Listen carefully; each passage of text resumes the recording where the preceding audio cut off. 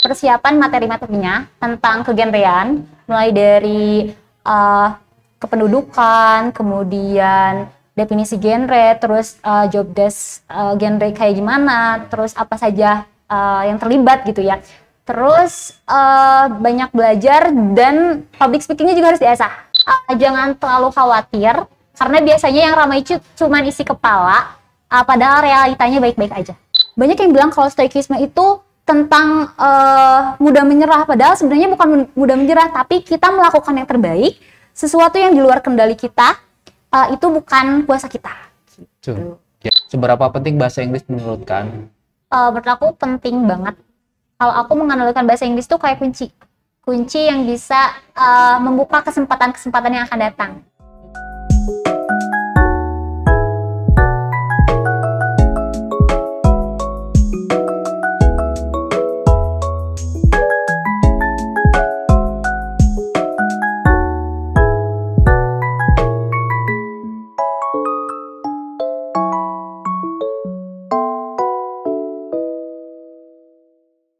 Halo teman-teman Primary English, terima kasih masih menyaksikan Primary English Podcast. Hari ini kita senang sekali karena kedatangan seorang teman dari Duta Genre 2023, yaitu Kak Anissa Nurbel. Halo teman-teman. Kak Anissa, apa kabar Kak Anissa? Alhamdulillah baik. Gimana Bapak? Baik. Alhamdulillah saya juga sehat ya. Kak Anissa, lagi sibuk apa nih saat ini? Sekarang tuh karena lagi semester 7, lagi skripsian, aku juga ngajar di salah satu SMK N1 Bandung, Keputrian gitu. Terus jadi salah satu, ikut part-time juga di Penulis Garut. Oke, jadi ada Penulis Garut, kemudian tadi part-time juga ya, ngajar. Ya. Kalau boleh tahu, emang jurusannya apa nih Kak Anissa sekarang? Kok bisa ngajar? Perbankan. Sebenarnya itu tuh karena waktu itu ikutan Salman Spiritual Camp yang diadain ITB. Terus aku masuk grupnya, terus di grup itu lagi cari pementor keputrian. Oke. Nah, karena mungkin di Salman Spiritual Camp udah dipercaya sebagai salah satu komunitas yang agamanya kental. Jadi alhamdulillah masuk. Baik. Kak Anissa atau bisa panggil Ana ya, Ana. Boleh ya? Oke, Kak Ana. Mungkin ini rekan-rekan juga pengen mengetahui background terlebih dahulu nih. Sebelum kita ngobrol lebih jauh, silakan Kak. Halo teman-teman, perkenalkan aku Anissa Nurbela, panggil aja aku Ana. Saat ini aku sedang menempuh pendidikan di Universitas Islam Bandung. Kesibukan aku di kuliah sekarang tuh cuma Gen B aja sih Pak sebenarnya, karena kan udah semester akhir ya. Paling gitu aja sih Pak. Jurusannya apa? Udah tadi kalian perbankan. Perbankannya, baik. Kenapa mengambil jurusan perbankan dan kenapa Unisba? Sebenarnya ini tuh udah diobrolin sama bapak. Sebenarnya tuh kan pengennya tuh jadi psikolog nih. Iya. Cuman setelah kelulusan tuh alhamdulillah ngobrol sama bapak. Dan alhamdulillah bapaknya kooperatif. Kalau misalkan nggak keterima di negeri, harus apa yang bapak mau gitu. Dan aku sama bapak udah setuju akan perjanjian itu gitu.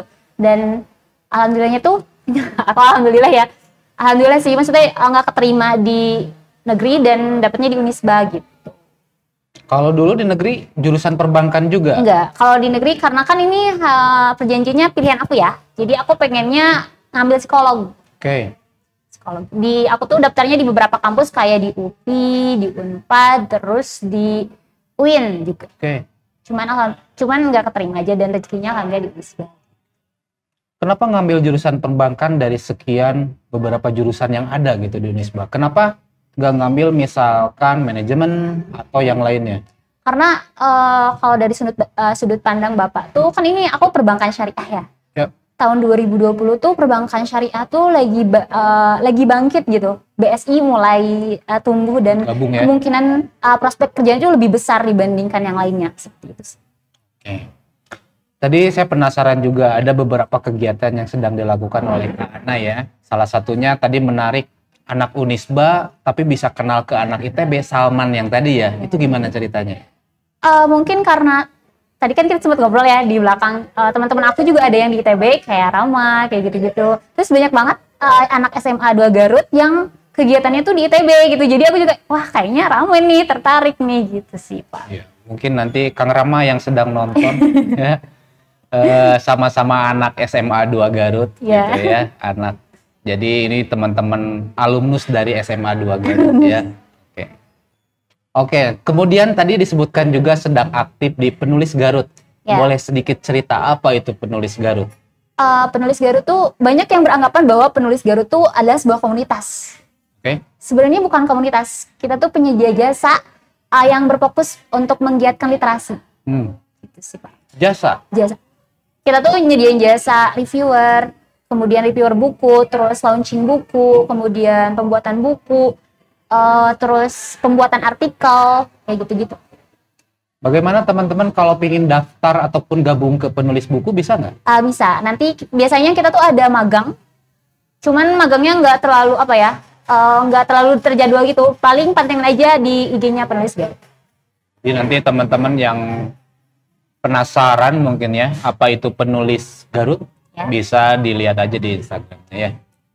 Baik, karena saya ingin lanjut lagi mengenai ke bagian yang ada di selempang di sana ya, terbaik satu putri Duta Genre Garut. Boleh cerita ke teman-teman nih gimana prosesnya sehingga Kak Ana kok bisa ngikutin ajang Genre Garut ini?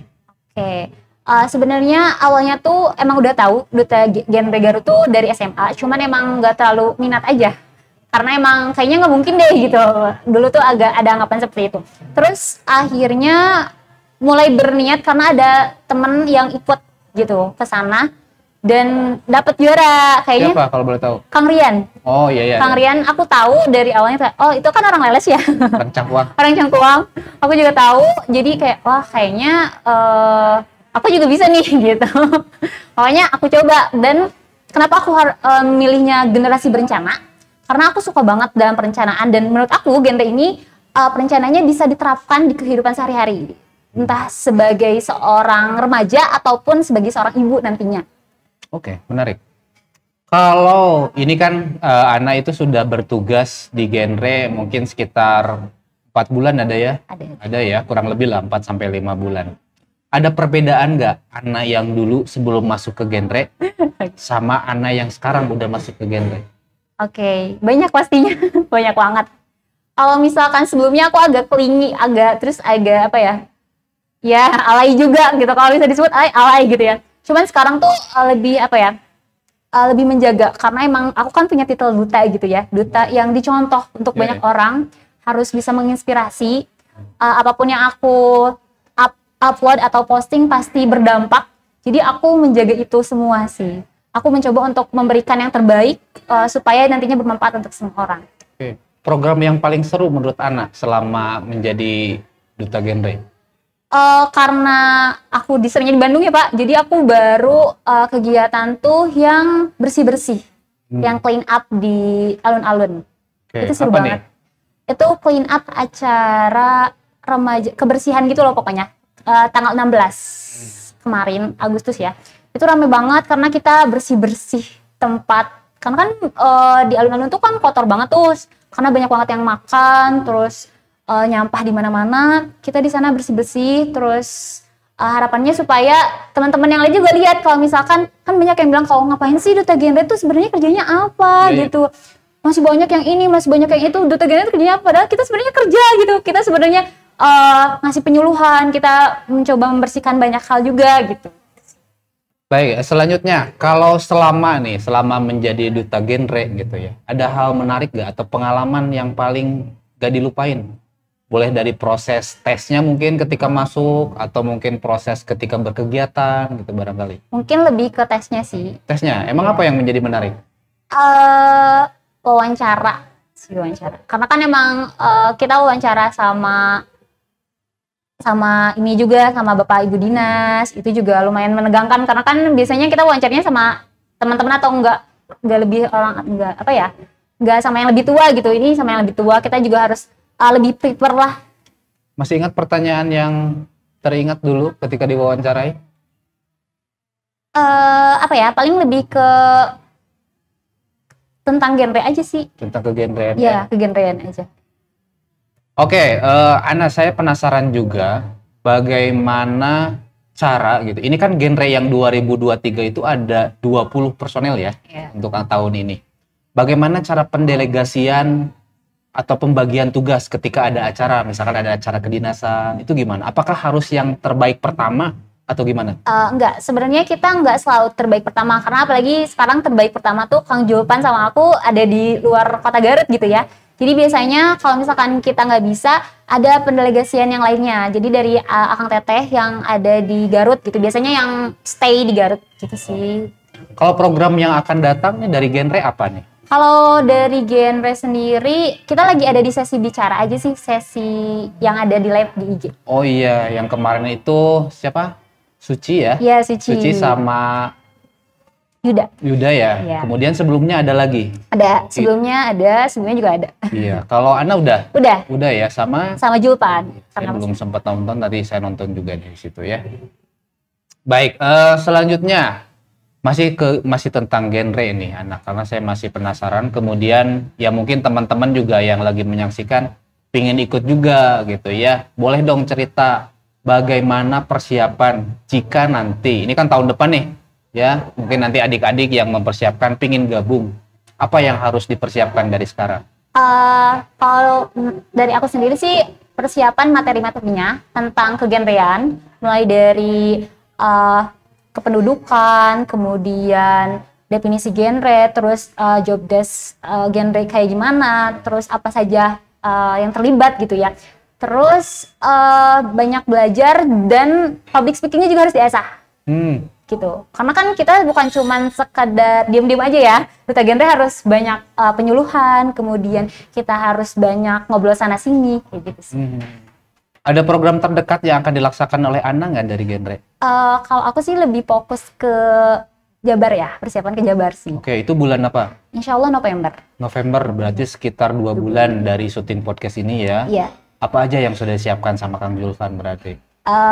Aku sama Kang Julpan lagi persiapan di inovasi. Inovasi ya? Inovasi. Oke, Kak Ana, selanjutnya nih, masih mengenai genre gitu ya. Seintens apa nih teman-teman genre gitu ya memikirkan ataupun membuat sebuah acara ataupun program yang akan dilanjutkan setahun ke depan selain tadi persiapan untuk ke Jabar?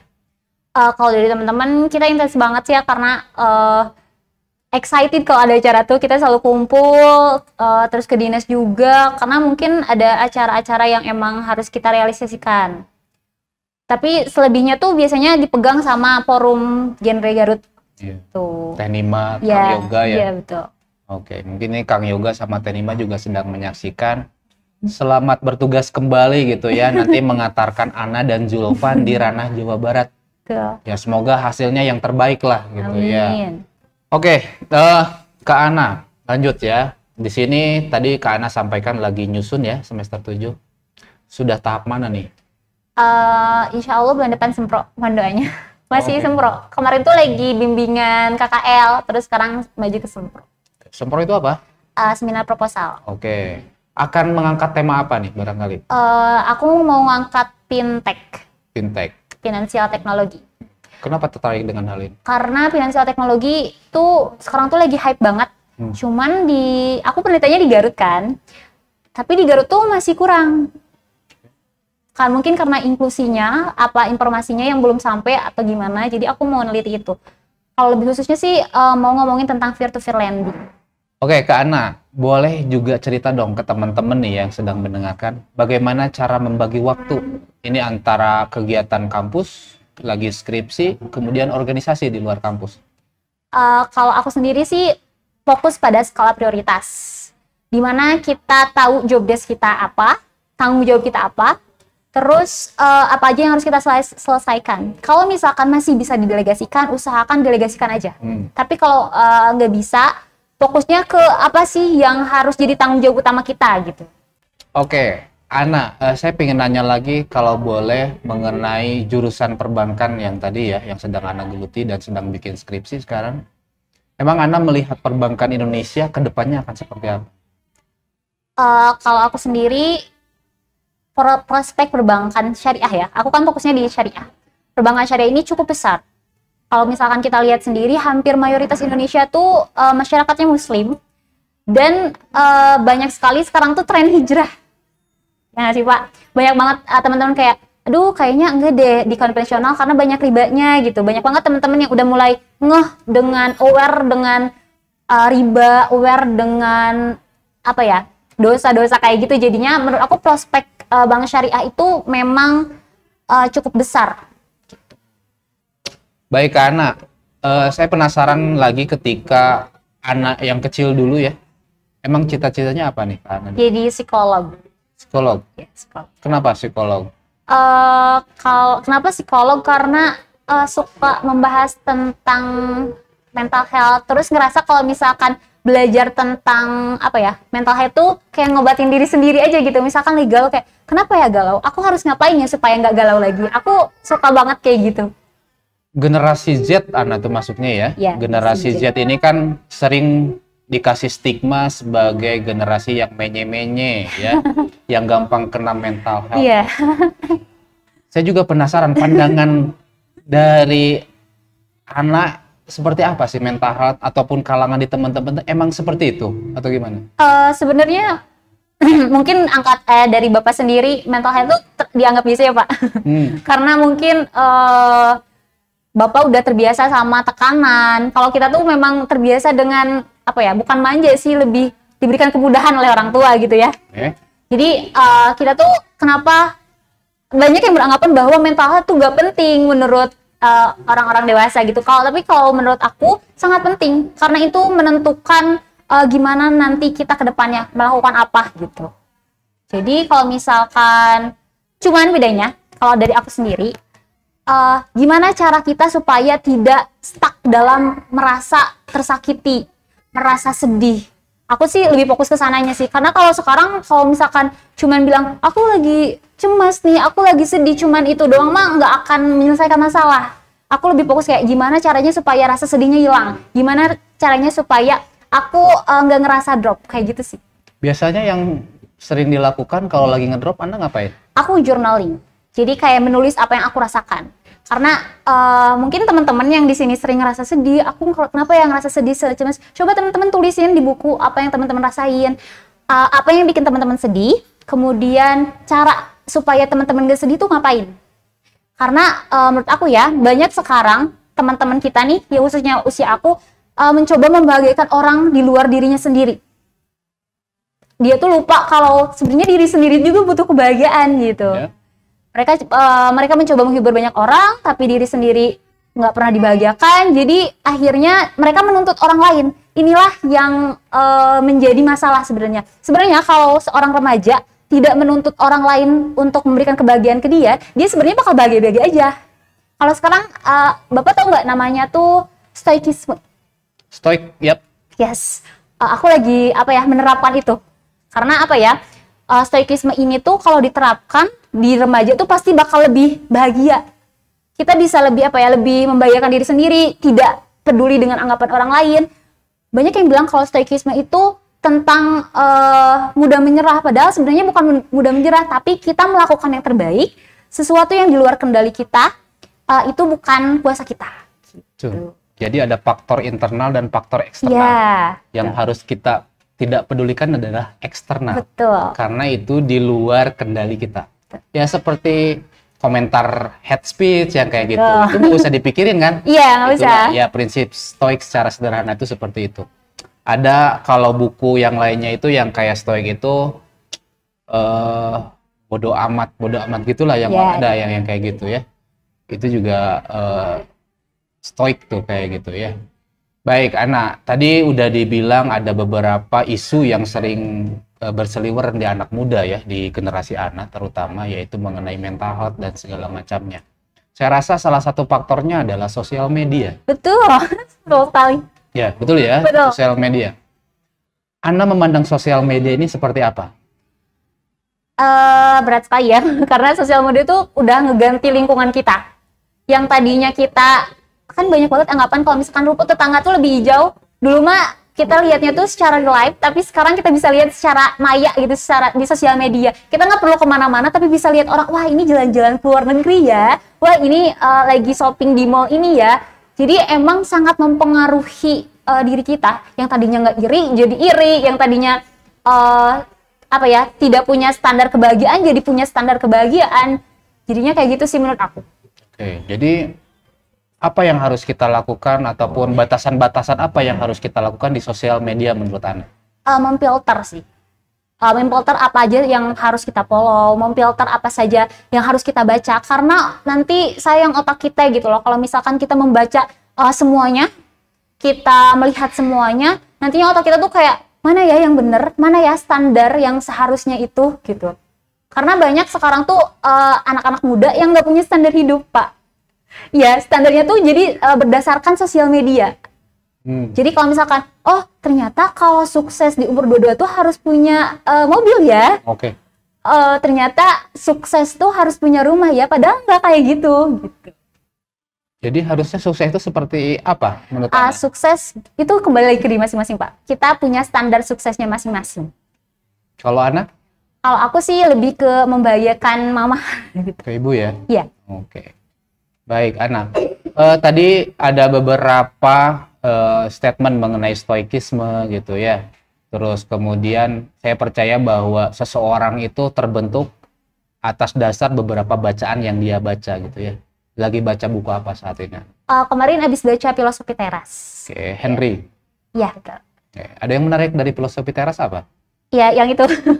Aku sebenarnya tuh udah banyak banget ya yang seliuran tentang stoikisme, cuman aku belum berani membacanya karena emang agak takut tuh kalau membaca tentang filsafat tuh kayak banyak anggapan yang kalau kalau misalkan baca filsafat nantinya kalau terlalu tarik tuh bakal kayak gimana gitu kan.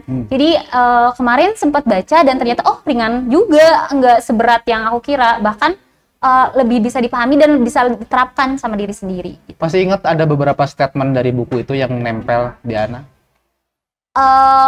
Lebih ke apa ya, kalau misalkan itu tadi, yang kalau misalkan nggak bisa kita kendalikan, hal-hal di luar tuh nggak bisa kita kendalikan, yang bisa kita kendalikan cuma diri kita sendiri. Ya. Baik, selain Filosofi Teras ada lagi yang buku yang masih nempel saat ini yang sudah pernah dibaca? Paling Money of Psychology. Psychology of Money? Ya, itu. Oke. Itu tentang... Karena jurusannya perbankan mungkin ya? Mungkin ya. Mungkin orang-orang tuh sering banget, itu bukunya tuh tentang orang-orang tuh sering banget beranggapan bahwa uang tuh selalu tentang kekayaan gitu ya. Banyak orang yang bilang kalau misalkan kalau kita kaya kita udah bisa ngurus uang, padahal belum tentu. Uang itu tentang kepribadian. Jadi cara kita mengelola uang tuh sangat terikat dengan kepribadian kita gitu. Kalau dari buku habit ya? Kebiasaan. Iya. Oke. Yang warna putih kan bukunya. Betul. Oke, Ana, saya penasaran lagi. Tadi ada penulis Garut ya, kalau tadi bicara tentang buku gitu ya. Program apa yang lagi akan dijalankan oleh penulis buku nih? Oke, insya Allah kita akan ada launching buku di bulan depan. Buat teman-teman yang mau ikut, kita ada, boleh langsung aja ke IG-nya penulis Garut. Buku siapa kalau boleh tahu? Teh Wulan. Teh Wulan ya. Oke, nyeritain tentang apa kalau boleh tahu? Novel kah atau novel? Novel ya. Oke. Itu kayaknya tentang percintaan gitu. Soalnya judulnya tentang roller coaster rasa gitu. Oke. Kalau dari saya belum tahu juga nih, kapan penulis buku ini terbentuk? Sebenarnya penulis buku tuh udah ada lama sebelum ini, cuman karena COVID-19 sempat terjeda gitu. Jadi anggota-anggotanya tuh pada sibuk masing-masing karena kan COVID ya. Kemudian baru kemarin dibentuk lagi. Jadi Ana ini salah satu founder dari penulis buku? Enggak, aku baru. Oke, di tahun ini berarti. Oh, jadi baru gabung di tahun ini ya? Betul. Sebagai apa sekarang di penulis buku? Website marketer. Website? Marketer. Oke, ngapain kerja website marketer? Aku menawarkan jasa pembuatan artikel, kemudian jasa penulisan, terus jasa apa ya, kayak link gitu. Jadi kita bikin artikel mengenai perusahaannya, nanti perusahaannya bisa apa ya, kayak join ke link website tersebut gitu loh. Ini base-nya di mana? Di Garut atau Bandung penulis? Di Garut. Garut ya? Oke. Kalau misalkan berarti gabungnya baru tahun ini ya? Betul. Oke. Berarti nanti mungkin teman-teman ditunggu aja mau launching buku ya. Tadi novel, tadi di spill sedikit nih. Bagi yang suka novel nanti ditunggu di penulis Garut ya. Oke. Gini, selanjutnya Kak Ana. Saya masih penasaran lagi dengan masalah sosial media ya. Karena saya rasa kita nggak akan bisa hidup ataupun lepas dari sosial media gitu ya, karena sosial media pun ternyata banyak manfaatnya gitu ya. Kita juga sering dapat ilmu kan di sana ya. Saya setuju tadi dengan Ana bahwa kita harus setidaknya memfilter ya siapa yang kita follow, karena itu akan mempengaruhi ke lingkungan kita. Kalau boleh cerita nih Kak Ana, biasanya tipe jenis apa yang biasanya Ana follow di Instagram itu atau di sosial media yang lain, TikTok? Tipenya kayak gimana? Oke, kalau aku sendiri, aku kan suka tentang karena aku tertarik tentang kesehatan mental. Biasanya aku tentang kesehatan mental, kemudian ekonomi, kemudian ada beberapa yang tentang quotes gitu, kayak tulisan-tulisan gitu, karena aku kan juga suka nulis ya, suka baca juga, jadi yang kayak gitu-gitu sih. Oke. Coba sebutin satu Instagram deh yang menurut Ana teman-teman bisa follow karena kemanfaatannya. Satu aja, penulis Garut sih.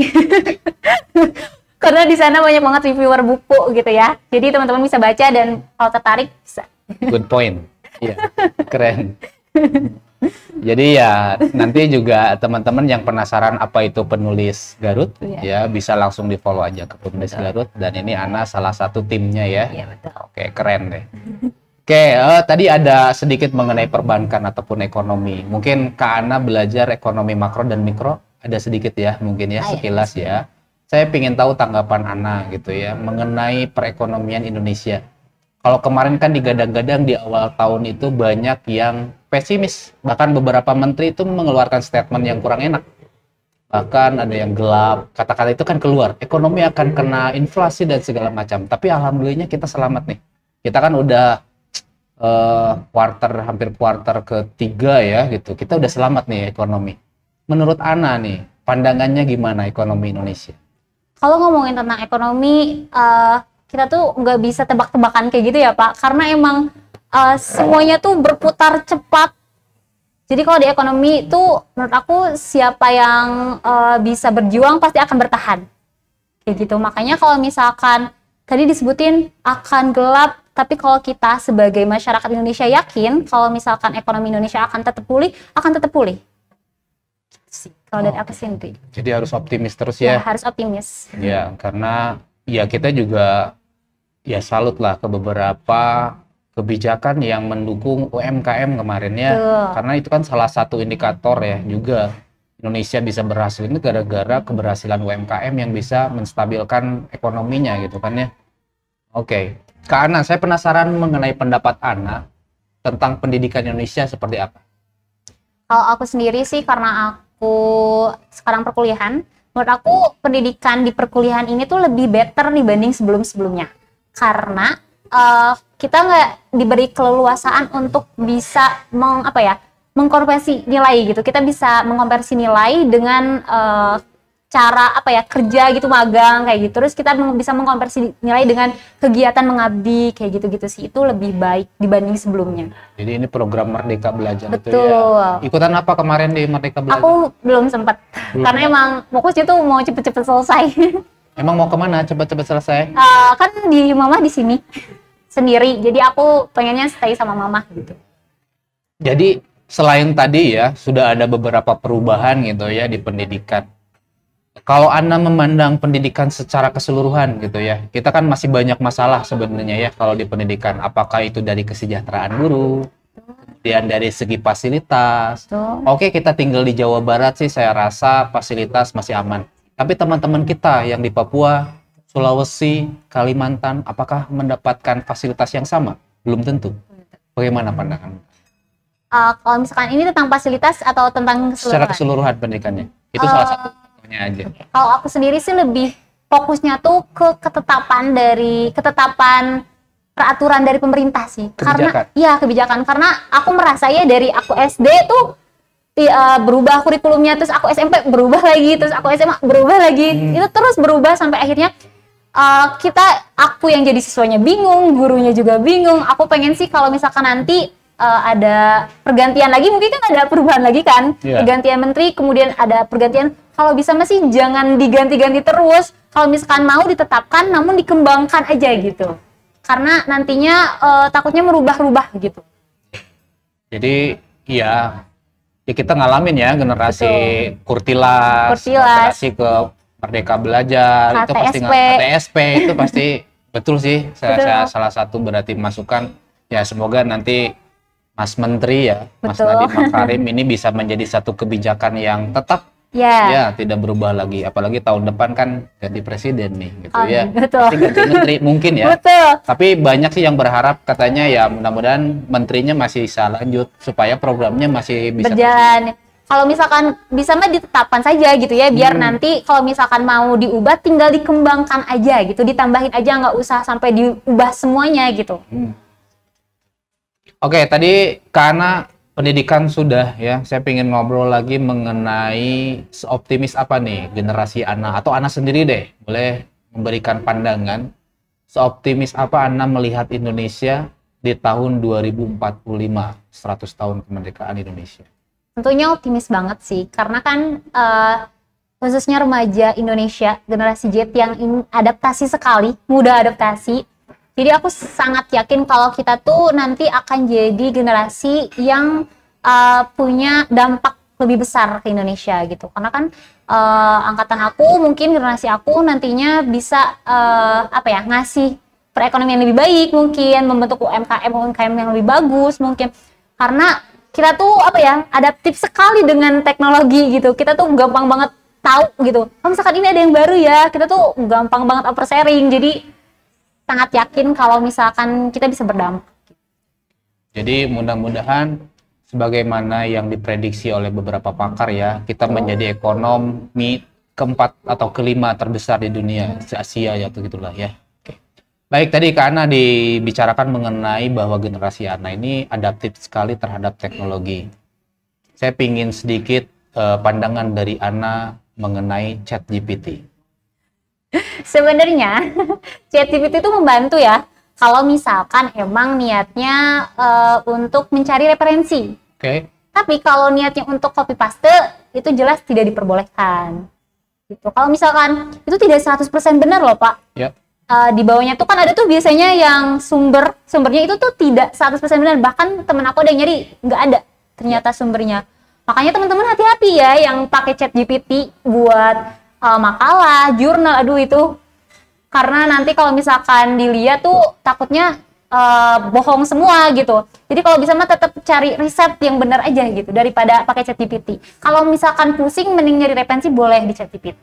Ya, jadi ini informasi juga buat teman-teman, betul. Kadang ChatGPT itu berhalusinasi. Betul. Dan ini diakui oleh beberapa pakar pun gitu ya. Beberapa teman pun yang sering menggunakan itu jadi hanya berupa opini dari kecerdasan buatannya.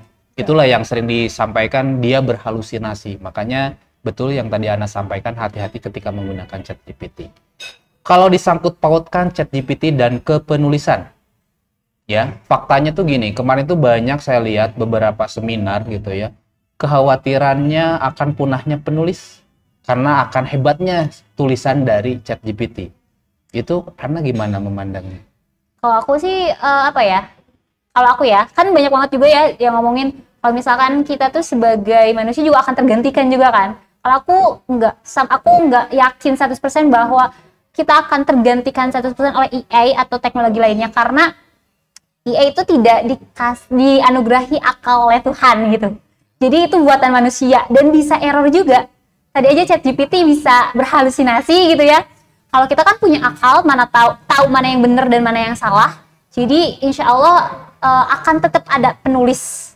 Cuman mungkin nanti beda medianya aja. Kalau misalkan sekarang masih banyak buku nih, mungkin nanti medianya lebih ke novelnya tuh berupa digital atau kayak gimana gitu. Oke. Jadi kalau misalkan untuk halusinasi gitu ya, karena ini sudah kejadian nih, banyak yang bikin novel oleh ChatGPT. Oh. Banyak ini gitu. Banyak. Ya. Bahkan jangankan novel, kayak karya tulis, kemudian ya boleh deh dilihat nanti ya di beberapa artikel. Penggunaan ChatGPT itu udah kemana-mana ya gitu ya, karena kayak tadi ngebantu buat caption gitu ya di sosial media, itu beberapa sudah ada yang menggunakan itu. Kemudian ya tadi bikin novel. Kalau untuk halusinasi kan aman sebenarnya kalau karena novel itu kan justru membutuhkan Halusinasi ya. halusinasi atau karangan yang besar kan ya, Betul. yang luar biasa gitu. Kalau Ana sendiri ada kepikiran nggak atau penulis Garut nih, misalkan bikin kajian deh. Ini kan ChatGPT nggak akan bisa lepas dari generasi sekarang. Ada kepikiran nggak ya bikin kajian mengenai ChatGPT atau semacamnya lah? Mungkin kita akan diskusikan kali ya. Boleh ya, Boleh itu ya. masukan dari Primary English ya, Boleh. ataupun dari saya lah. Karena saya sering mengajak ke rekan-rekan mahasiswa gitu, ataupun mahasiswi, pelajari kecerdasan buatan sekarang juga. Karena itu udah kemana-mana. Ya Betul. bukan ChatGPT aja lah. Kalau Google kan ada Bard. Kemudian Amazon juga lagi bikin, Facebook juga lagi bikin. Semuanya juga bikin gitu. Kak Ana, saat ini sedang mendengarkan lagu apa nih, kalau boleh tahu? Aku biasanya dengerin lagu Sal Priadi sih. Yang judulnya? Kita usahakan rumah itu, kemudian banyak sih. Pokoknya tentang indie aja aku suka lagu indie. Oh, kenapa? Enak aja didengarnya sama apa ya? Kata-katanya tuh kayak bagus. Seberapa penting bahasa Inggris menurut Kak? Menurut aku penting banget. Kalau aku mengenalkan bahasa Inggris tuh kayak kunci yang bisa membuka kesempatan-kesempatan yang akan datang. Gitu. Oke. Baik, Kak Ana, terima kasih banyak nih untuk sharingnya, ngobrolnya dengan Primary English ya. Mudah-mudahan skripsinya lancar. Amin. Oke, Kak Ana, ini pertanyaan terakhir dari Primary English, gitu ya. Sekaligus mungkin boleh disampaikan ke teman-teman pendengar, gitu ya. Closing statement ataupun pesan dari Kak Ana. Jangan terlalu khawatir, karena biasanya yang ramai itu cuma isi kepala, padahal realitanya baik-baik aja. Good point. Oke, Kak Ana, terima kasih banyak gitu ya untuk ngobrolnya dan berkenan menyediakan waktunya podcast bersama Primary English, kemudian ya berbagi dengan rekan-rekan lah gitu ya. Semoga skripsinya lancar. Amin. Kemudian kegiatan selanjutnya penulis Garut lancar. Amin. Gitu ya. Dan segera wisuda. Amin. Oke. Nuhun ya. Makasih. Baik teman-teman, itulah Ana Nurbella, Duta Genre 2023. Terima kasih.